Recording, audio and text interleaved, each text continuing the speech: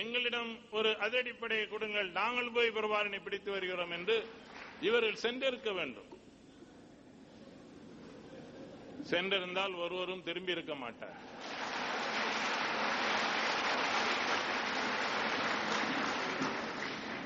காங்கிரஸ் கட்சியின் பாரம்பரியம் என்ன என்பது எனக்கு தெரியும். என்னை விட அதிகமாக தெரிந்தவர்கள் இன்றைக்கு தமிழ்நாடு காங்கிரஸில் கிடையாது.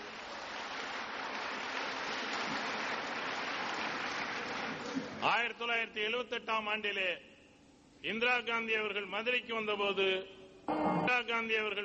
வந்தபோது அவரை தாக்குவதற்கான முயற்சி நடந்தது. அன்றைக்கு இந்திரா காந்தியின் அருகிலே இருந்த அத்தனை அடியும் நானே தாங்கி அந்த அம்மையாரின் உயிரை காத்தவன். ஒரு உண்மையான தொண்டன் என்றால் அப்படித்தான் இருக்க வேண்டும். தன்னுடைய தலைவருக்கு ஆபத்து வருகிற போது அவருக்கு அருகே இருந்து அவரை உயிரை காப்பதற்கு தன்னுடைய உயிரையும் கொடுப்பதற்கு தயாராக இருக்க வேண்டும். இது நான் காங்கிரஸில் இருந்தபோது காங்கிரஸ் கலாச்சாரம்.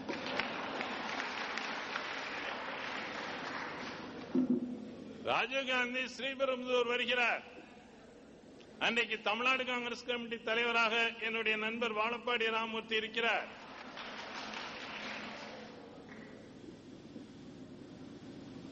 அங்கே ராஜீவ்காந்தி காரில் இருந்து இறங்கி வருகிறார்.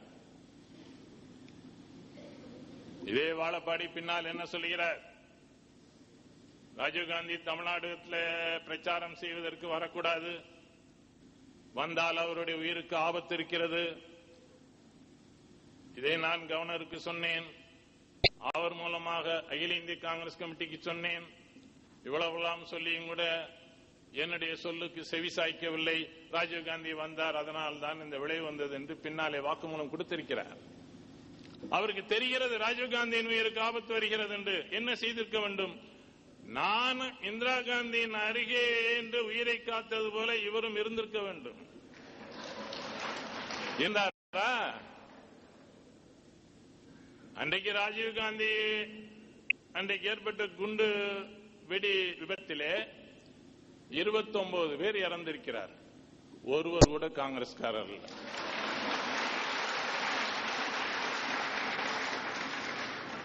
கட்சி தலைவரின் உயிரை பாதுகாக்காமல் உங்கள் உயிரை பாதுகாப்பதற்கு ஓடி போனவர்களா இன்றைக்கு எங்களை பற்றி புகார் சொல்வது?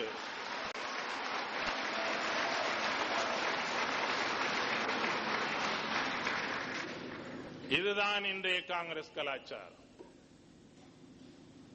இந்த வாழப்பாடி அறிக்கை கொடுக்கிறார். இன்றைக்கு அன்றைக்கு எங்கே போயிருந்தார் இவர்? ராஜீவ்காந்தியின் கொலைக்காக இன்றைக்கு உருகி இன்றைக்கு முதலை கண்ணீர் வெடிக்கிற இந்த பேர்வழிகள் அன்றைக்கு எங்கே போனார்கள்?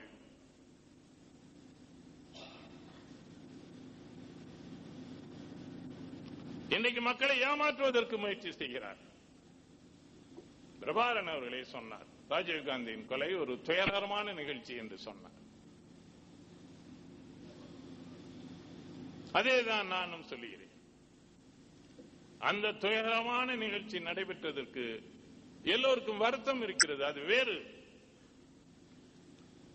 ராஜீவ்காந்தியின் உயிரை காப்பாற்றுவதற்கு எந்த முயற்சியும் செய்யாத இந்த பேர்வழிகளுக்கு இன்றைக்கு அந்த கொலையை பற்றி பேசுவதற்கு யோக்கியதை உண்டா என்ன?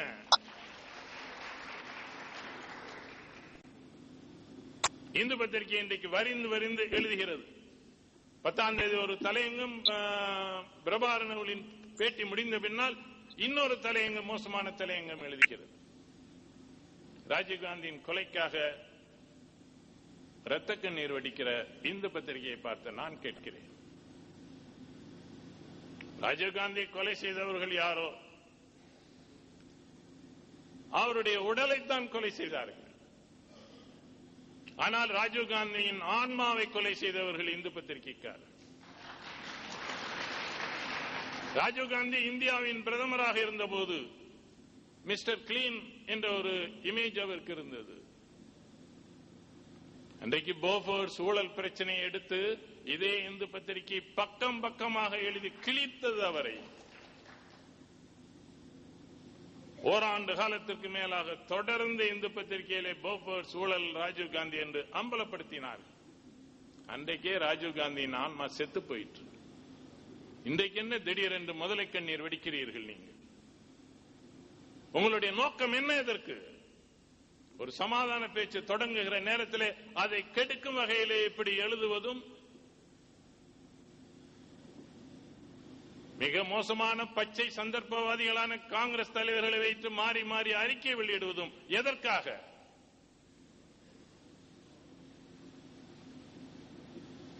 எதற்காக இந்த நேரத்திலே இதை எழுதுகிறீர்கள்? எதற்காக இந்த பிரச்சனையை பேசுகிறீர்கள்? ராஜீவ் காந்தியின் கொலை வழக்கு நடந்தது, புலன் விசாரணை நடந்தது, பல உண்மைகள் மறைக்கப்பட்டன. இங்கே சிறப்பு நீதிமன்றத்திலே 26 பேருக்கு தூக்கு தண்டனை ஒட்டுமொத்தமாக விதிக்கப்பட்டது. அதிலேயும் வழக்கு தொடுத்தவர்கள் அவர்களெல்லாம் மணிநீதி சோழனின் பரம்பரையிலே வந்தவர்கள். சரியாக 13 ஈழத் தமிழர்கள், சரியாக 13 தமிழ்நாட்டு தமிழர்கள், ஆக 26 பேர் பட்சபாதம் இல்லாமல் சேர்த்தார்கள். பொய்யாக சேர்த்தீர்கள். நாங்கள் மக்களின் ஆதரவோடு உச்ச நீதிமன்றம் சென்று 19 பேரை மரண மேடையிலிருந்து மீட்டோம்.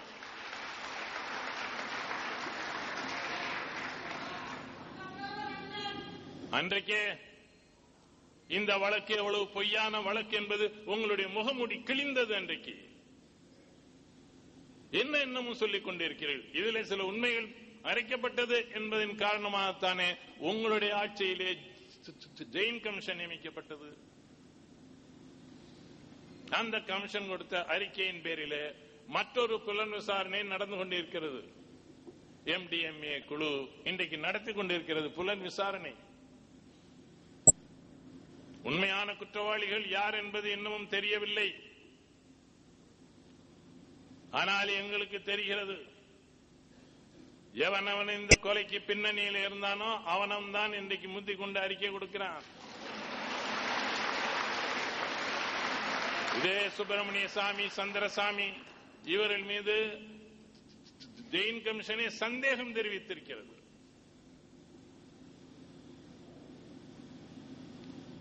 இந்த 2 ஆசாமிகளும் மோசமானவர்கள் என்று ஜெயின் கமிஷன் சொல்லி இருக்கிறது. அவர்களை பற்றி இந்த காங்கிரஸ்காரர்கள் வாயவே திறக்கவில்லையே, ஏன்? இந்து பத்திரிகை எழுதாமல் இருப்பதற்கு காரணம் இருக்கிறது.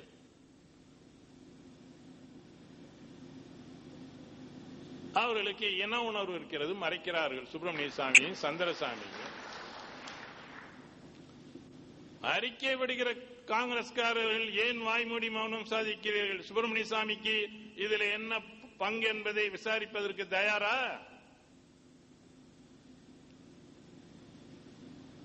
தமிழ்நாடு காங்கிரஸ் கமிட்டி தலைவராக இருக்கக்கூடிய என்னுடைய தம்பி இளங்கோவன், அவருக்கு செயலாளராக இருக்கக்கூடிய திருச்சி வேலுச்சாமி உங்களுக்கு தெரியாதா?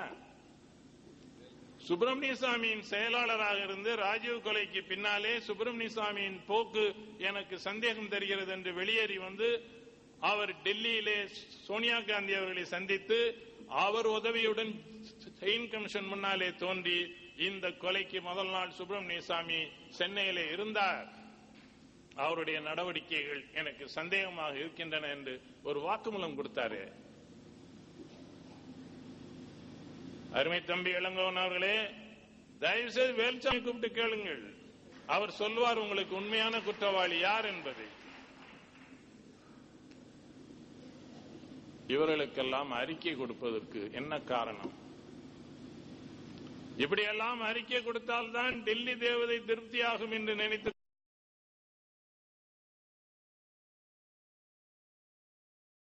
கொண்டு அறிக்கை கொடுக்கிறீர்கள். வேற என்ன அதற்கு அர்த்தம்? ஆனால் இந்த தமிழ் கூறும் நல்லுலகம் உங்களை ஒருபோதும் மன்னிக்காது. ஈழத் தமிழர்களின் வரலாற்றிலே ஒரு நெருக்கடியான காலகட்டத்தில் அமைதி அங்கு திரும்பி உலகம் பூராவும் அகதிகளாக சென்றிருக்கக்கூடிய நம்முடைய மக்கள் அவரவர்கள் ஊருக்கு திரும்பி செல்வது எப்போது என்று துடித்துக் கொண்டிருக்கிறார். அந்த மக்களுக்கு ஒரு நல்ல வாழ்வு ஏற்படுவதற்கு உதவி செய்ய வேண்டியது வழிகாட்ட வேண்டியது நம்முடைய கடமை.